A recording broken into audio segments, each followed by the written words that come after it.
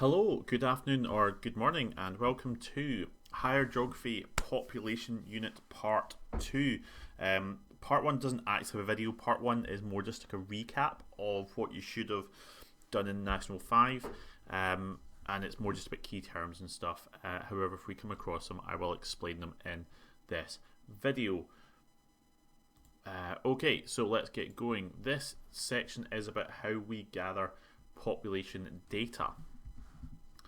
In terms of your task for this one, it's just simple. Pause it where you need it to and collect any information that's relevant. By the end of this, you should be able to do a kind of 6-mark question worth of detail about how our population data is collected.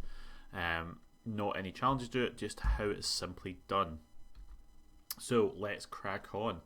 The main way that you'll actually get this data, or how we collect population data, is something called a census. Now, a census is the official count of a population. It is a household questionnaire which asks you to complete and fill in information such as name, date of birth, level of education, religious beliefs, ethnicity, sexuality, occupation, and many other questions. It is carried out every 10 years and has been carried out every 10 years in the UK since 1801, apart from 1941. Top marks to anyone who understands why that is. That's a bit of a history thing. In 1921, it was the first year you were legally required to complete the census. So when you were legally required to do it, it meant that you actually had to fill these out. It also meant it was really difficult to keep any of these, so otherwise I would show you an example of what a census looks like. I was hoping to get one this year, but that's also not going to happen either. But one of the biggest challenges people have every year is, or every time this comes around, is okay, well, in the household, so all those questions are asked people in a household. Does that mean like, oh well, Dave was visiting today, do I ask them? And goes, oh well, but Amanda lives here but is not here today, are they included in this survey? So it's whoever is officially registered to live at that house on that day. If you've got your friend round to visit, they don't live there, they'll be counted in a survey for another household, so you don't count them. But you can see already while this might lead to some complications, and this comes up more in part 3. The last census was carried out in 2011, and the next census for England was supposed to be carried out is actually apparently still getting carried out this year, and for Scotland it's going to be carried out in 2022. So a little bit of a variation there. For England it's been carried out on the 21st of March, and for Scotland it has not been decided yet which date it is. By allowing that, having that one specific date, that means that you then have really specific information about, well, who is living in the household on that day, and not like later on in the year or start of the year in the house. So on the 21st of March for England, when they collect this information in, they will get a snapshot of who is living in each household and what their job is, what their education is, what their religious beliefs and their gender and ethnicity are on that specific day, which gives them almost a baseline for the next thing we talk about. However, being legal, they then have to actually make sure this is enforced, and one of the ways to do this is having these people called enumerators. The enumerators is a good key term, so you might want to pause it next bit and collect a definition. This is the name for the people who are employed to issue and collect completed census surveys from households. They are employed by the government to go around, issue the surveys, help people fill them out, and then collect them back in. It's going to be a lot different this year. Primarily, most people will be doing them online or doing them digitally, so these won't be as many enumerators employed, which some people do really enjoy that job. There is a podcast which I'm going to talk about in a minute, which discusses the fact of when the United States does a census, they employ so many enumerators, it actually affects employment rate for the census which they're collecting for. And that's what their job is. They go around and help people understand and fill out the census properly. If you do want to find some more information about podcast, the group who called No Such Thing as a Fish, they have done a podcast a while ago on census. I will put a link to the specific section they did on it where they talk about strange jobs that people have put down before and strange facts about the census for extra information. It's a really good listen, so definitely check it out in the comments below. But censuses only happen every 10 years, so that is the main thing to take away from that. Being that they only happen every 10 years, you can imagine some of the data is then out of date and inaccurate, but it isn't as inaccurate or out of date as you might think. This is because it is kept up to date by something called vital statistics. Vital statistics are births, deaths, marriages, divorces and adoptions. Now anytime one of these happens, you have to fill out a form and you have to submit it.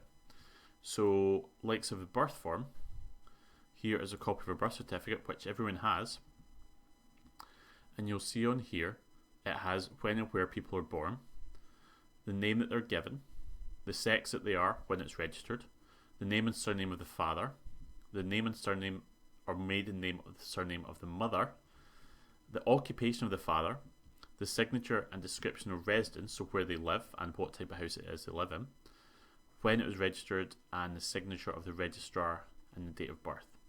So lots of information on there that you might also find in a census.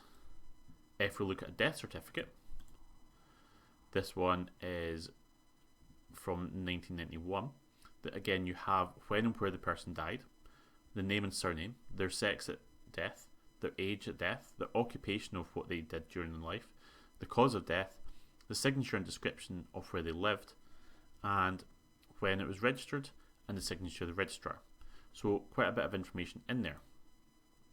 The same happens at adoptions, during marriages that you have to put down and have signatories for what the people do, and in divorces all this information is collected as well. So kept really up to date by using these vital statistics. Also, because they might have people who come into a country, the UK Border Agency also collects a lot of information. Anytime you enter or leave a country, they scan a passport or ID, and this will track and update how many people are in a country.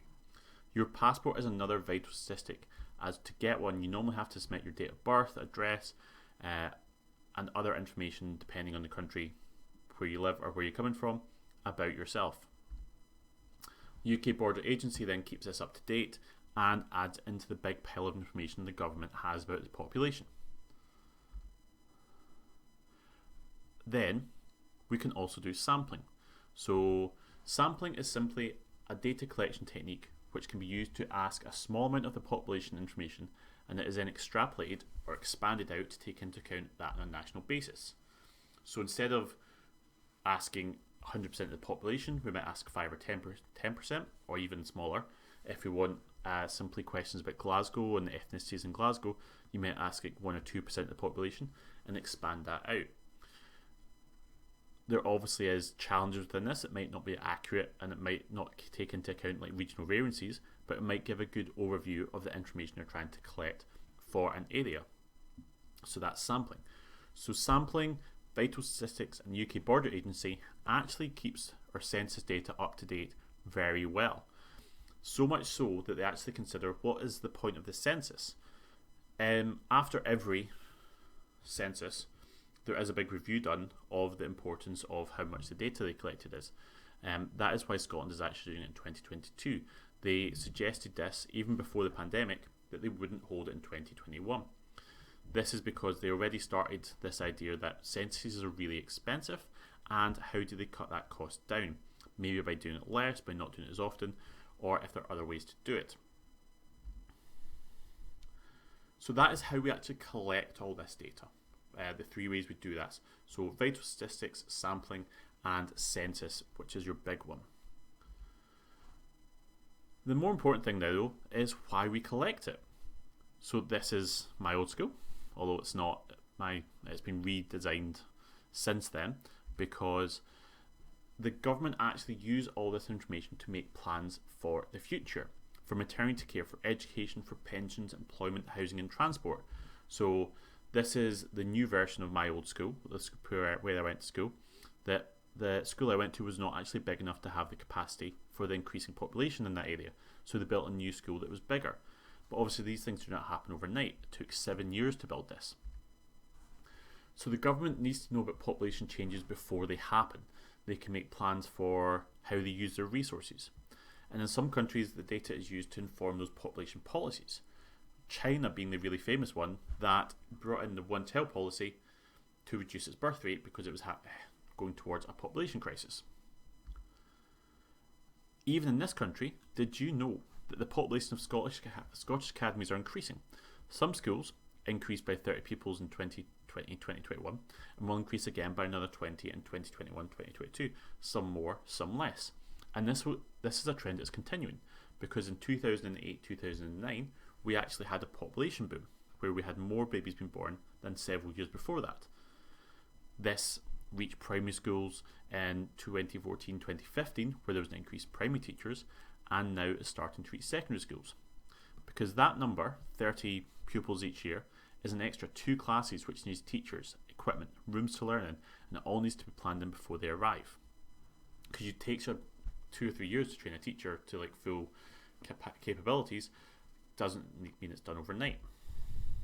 Also, if you need to know that you need more houses for people, so you need to build more houses. Something again that takes a long time to plan in. If those houses are in an area that then needs more roads and transport, you need to plan that in as well. And also hospitals. Do you have enough maternity, childcare, and doctors to care for the people in an area? All this needs to be planned in for. People need to be trained and put in place. And that's one of the reasons population is probably one of our most important topics, because it affects everything we do, but looks at the future of how it's going to affect us. So that's it for how and why we collect population data. The next one looks at the challenges for countries in collecting that data. Mainly we'll look at developing countries, but a little bit of developed in there as well. But hopefully that will give you some information just now. So go back and check in that information, pause it where you need to, and take notes. And I'll speak to you on the next one.